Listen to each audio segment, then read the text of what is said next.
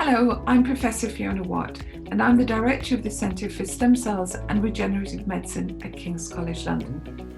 Our centre is looking for solutions for repairing a wide range of tissues, including the liver, pancreas, and in my own lab, the skin.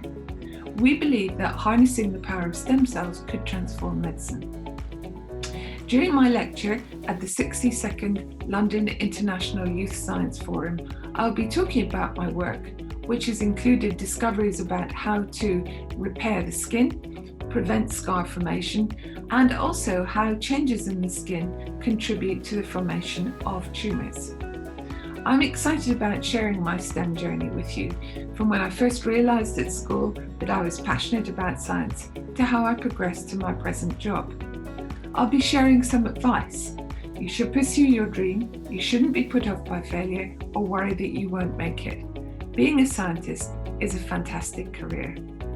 So I'm really looking forward to meeting you soon at the London International Youth Science Forum.